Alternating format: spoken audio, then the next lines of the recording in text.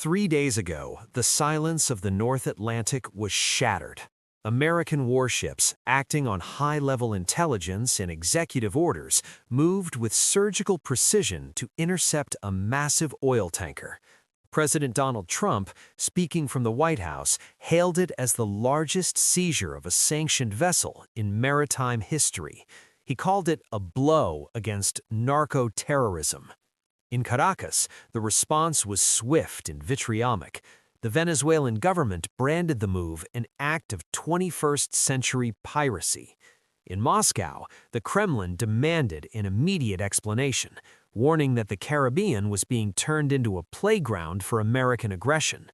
Suddenly, the waters off the coast of South America feel like the most dangerous place on the planet.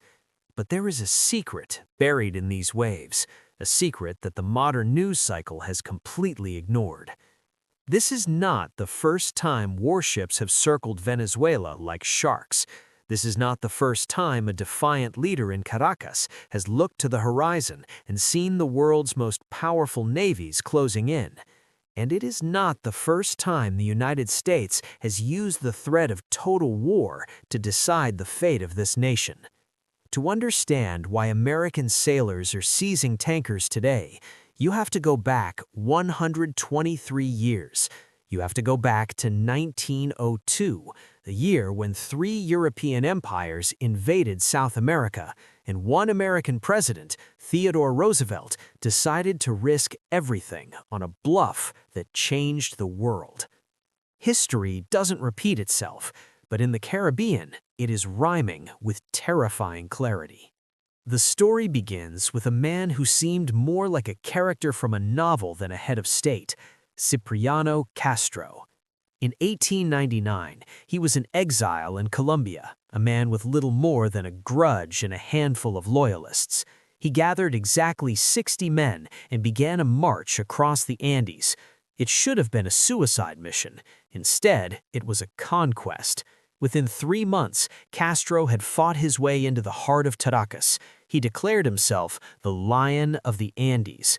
But while his supporters saw a savior, the rest of the world saw a disaster waiting to happen. The American Secretary of State at the time didn't mince words. He called Castro a crazy brute, the worst in a long line of Venezuelan dictators. Castro had inherited a country that was little more than a collection of smoking ruins. Decades of civil war had left the treasury empty, the infrastructure rotting, and the people starving. But there was another problem, one that couldn't be solved with a firing squad. Venezuela was drowning in debt. During the brief periods of stability, foreign investors had poured money into the country. British banks had financed railways, German merchants had built ports, Italian and French companies had extended massive loans. Now they wanted their return. But the Lion of the Andes wasn't interested in accounting. He had an army to feed and a throne to keep.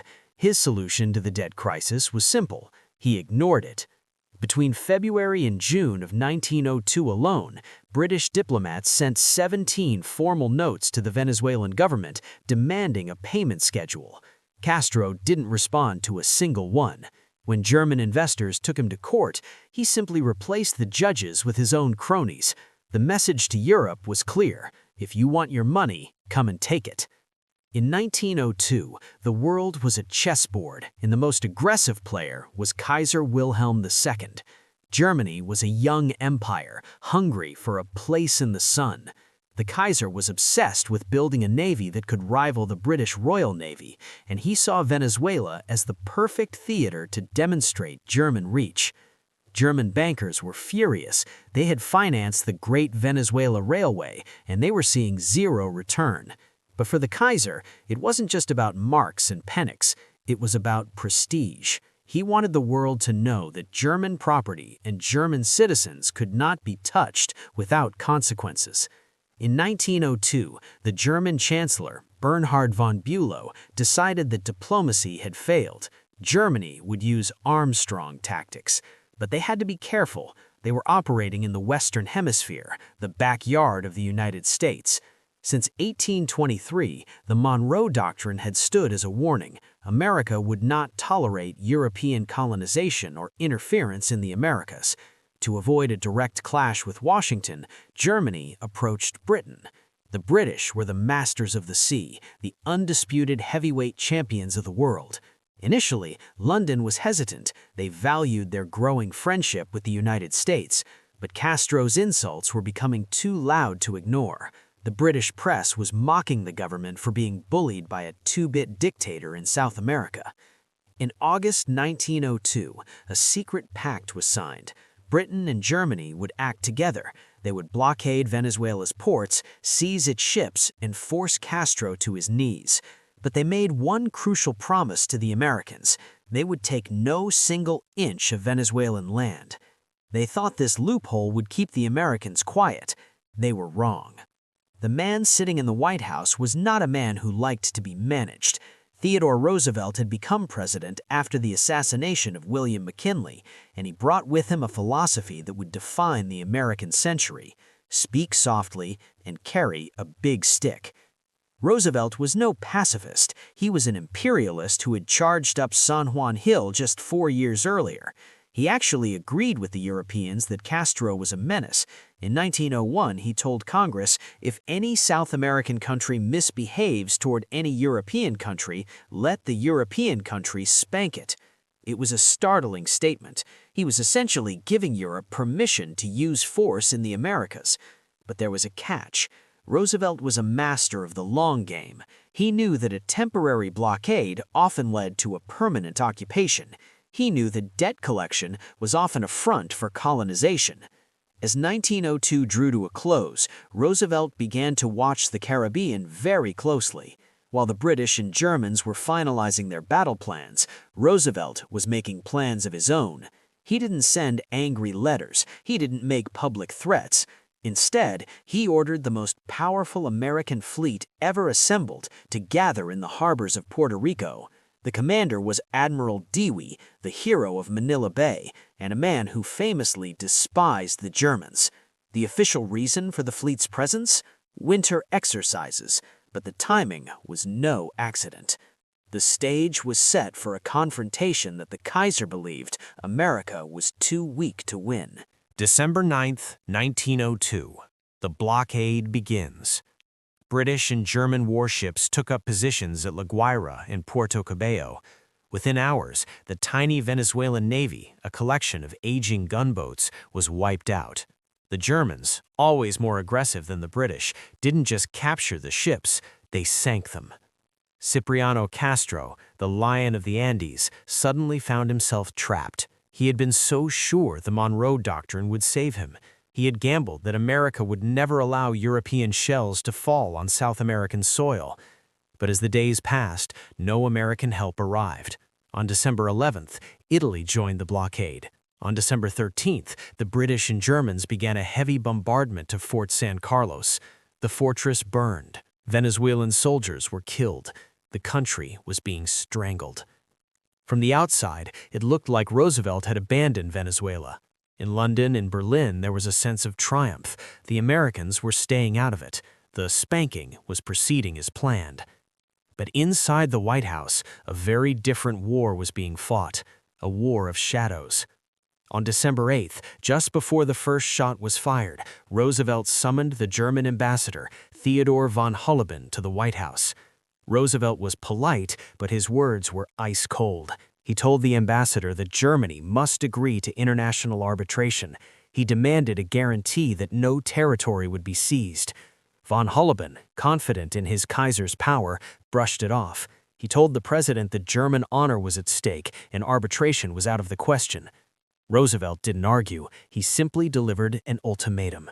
If I do not receive word that Germany has accepted arbitration within 10 days, I will order Admiral Dewey to sail his fleet to the Venezuelan coast and prevent any German landing by force. Von Holleben was paralyzed. He was a career diplomat who had spent months telling Berlin that Roosevelt was a blusterer. He was terrified that if he sent this threat to the Kaiser, he would be fired for incompetence. So, he did the unthinkable. He didn't send the message. He stayed silent, betting that Roosevelt would blink when the blockade actually started. But Roosevelt didn't blink. On December 14th, he called the ambassador back. "What is the Kaiser's answer?" he asked. Von Holleben admitted there was no answer. Roosevelt's face hardened. "Very well," he said. "The ultimatum period is now shortened. Admiral Dewey will sail 24 hours earlier than planned. And understand this, not a word of this conversation is on paper. If you agree to arbitration, I will praise the Kaiser's wisdom. If you don't, my fleet will be in the Caribbean before your ships can react." The ambassador realized he had led his empire to the brink of a war it couldn't win. That night, a frantic coded cable was sent to Berlin. The Americans were coming, and they weren't bringing letters, they were bringing 12-inch guns. In Berlin, the mood shifted from arrogance to panic. The German Navy was mostly in the North Sea. Their ships in the Caribbean were outnumbered and cut off from resupply. Most importantly, the British were already looking for an exit. The British public hated the alliance with the Huns over a debt dispute. The Kaiser had a choice: a humiliated retreat or a disastrous war with a rising America. On December 17th, von Holleben returned to the White House. He was all smiles. He informed the president that his imperial master was so committed to peace that he would graciously accept Roosevelt's offer of arbitration. The crisis was over. The war was avoided, but the world had changed forever. Roosevelt had proven that the Monroe Doctrine was no longer a suggestion, it was a law backed by steel. In 1904, he codified this into the Roosevelt Corollary. He declared that the United States would act as an international police power in the Western Hemisphere. If a Latin American nation was failing to pay its debts or maintain order, America would intervene first to keep Europe out. It was the birth of the American Empire in the South. For the next century, the U.S. would intervene in Latin America dozens of times, occupying nations, supporting coups, and dictating economic policy, all based on the precedent set in 1902 Venezuelan crisis. Now, fast forward to today. The names have changed, the technology has evolved, but the board is exactly the same. In 1902, it was about railway debts. In 2026, it is the most valuable resource on the planet: oil. Venezuela sits on the largest proven oil reserves on Earth, surpassing Saudi Arabia and Russia. Just as Cipriano Castro defied the empires of the 19th century, Maduro has defied the sanctions of the 21st. And just as Castro looked to the Americans for protection, Maduro looks to Russia and China. The parallels are staggering. In 1902, Roosevelt gathered his fleet in Puerto Rico for exercises while secretly planning an intervention. In 2025, the USS Gerald F. Ford arrived in the Caribbean for counter-narcotics operations, while the State Department designated Maduro's government as a foreign terrorist organization. In 1902, the Europeans blockaded the coast to seize gunboats. In 2026, the United States is blockading the coast to seize oil tankers. But there is one massive difference. In 1902, the European powers were thousands of miles from home and eventually backed down.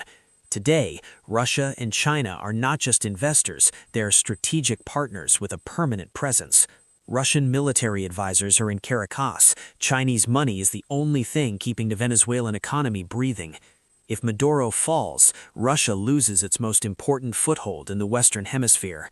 If he stays, the Monroe Doctrine, the 200-year-old promise of American hegemony, becomes a dead letter. The tanker seized 3 days ago was part of what mariners call the shadow fleet, rusting vessels that sail without insurance, without flags, and with their GPS transponders turned off. They are the lifelines of sanctioned regimes. The ship, the Marinera, had been pursued across the North Atlantic for weeks. It had changed its name 3 times. Its crew had even painted a Russian flag on its hull to deter American boarding parties. It didn't work. When special forces fast roped onto the deck of the Marinera, they weren't just seizing 1.8 million barrels of oil, they were sending a message to Moscow and Beijing. They were asserting the Roosevelt Corollary in the age of drones and satellites. But this aggression comes with a cost. In 1902, the victim was Venezuelan sovereignty, which was bargained away by powers that didn't care about the Venezuelan people. Today, the situation is even direr. The people of Venezuela are caught in a pincer movement between a regime that won't leave and a superpower that won't stop. The Caribbean has become a theater of credible deterrence, but deterrence only works if both sides believe the other will actually pull the trigger. In 1902, the Kaiser decided the debt wasn't worth the war. In 2026, with the world's largest oil reserves on the line, will Vladimir Putin or Xi Jinping make the same calculation? The Venezuelan crisis of 1902 is one of the most consequential events in history that nobody remembers. It taught America that to keep the world out of its backyard, it had to become the very thing it feared, an interventionist empire. Today, as the USS Gerald F. Ford sits off the coast of Caracas and tankers are hauled into American ports, we are seeing the final test of that 125-year-old doctrine. We are living in a world shaped by Roosevelt's big stick, but a stick is only useful as long as it can intimidate. If the current crisis in Venezuela leads to a direct clash with Russian or Chinese assets, the rhyme of history might turn into a roar. The technology changes, the names of the warships evolve, but the fundamental question of power remains. Who owns the Caribbean? Who decides the fate of South America? In 1902, the answer was decided in a secret meeting in the White House. In 2026, the answer is being written in the dark waters of the Atlantic, one seized tanker at a time.